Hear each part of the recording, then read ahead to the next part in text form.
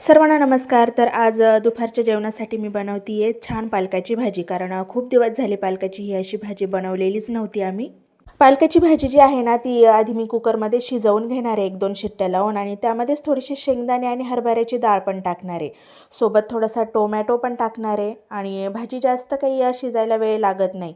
आणि हे जे बटाटे आहेत ते मी असेच शिजवून घेणार आहे, कारण मुलांना स्कूलमधून आल्यानंतर आहे ना काही वेळेस पराठे वगैरे बनवून द्यावे लागतात मला।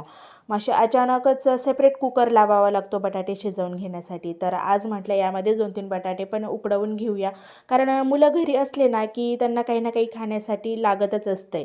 तर मग पराठे वगैरे मी बनवून देतेच, कारण आमच्या घरामध्ये पालेभाज्या ज्या आहेत ना त्या अगदी मोजक्याच खाल्ल्या जातात। म्हणजे माझ्या मुलांना पालकाची भाजी जास्त आवडत नाही, तर मग त्यासाठी मी त्यांना पराठे हे बनवूनच देते। तर शुभ्राच्या पप्पांना पालकाची भाजी खूप आवडते, आणि तीही या पद्धतीची बनवली ना की मग जास्तच आवडते। वाटणामध्ये मी इथे थोडेसे शेंगदाणे, लसूण आणि हिरवी मिरची घेतलेली होती, आणि हे असं छान वाटून घेतलेलं आहे। तर खूप जास्त बारीक पण केलेलं नव्हतं, आणि एका बाजूला ही माझी भाजी पण शिजवून झालेली आहे, आणि पोळ्या पण करूनच ठेवलेल्या आहेत। कारण आज ऑलरेडी 3 वाजून गेलेले होते, पण कुणालाही भुका लागलेल्या नव्हत्या, कारण सकाळी नाश्ता झालेला असला ना की मग भूक लागत नाही सहसा।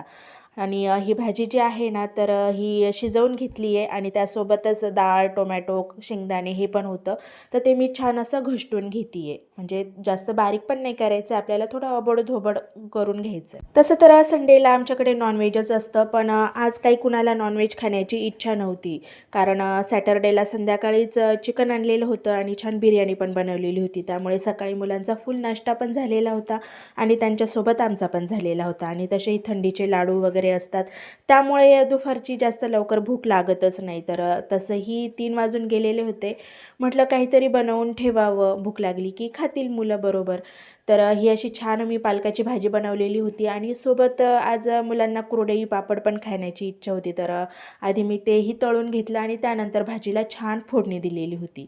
तर ही अशी माझी भाजी पण जवळजवळ तयार झालेलीच आहे। जास्त काही रस्सा मी धरलेला नव्हता, लागेल तसाच धरलेला होता। चला तर व्हिडिओ आवडल्यास लाईक करायला विसरू नका। भेटूया पुढील ब्लॉगमध्ये। बाय।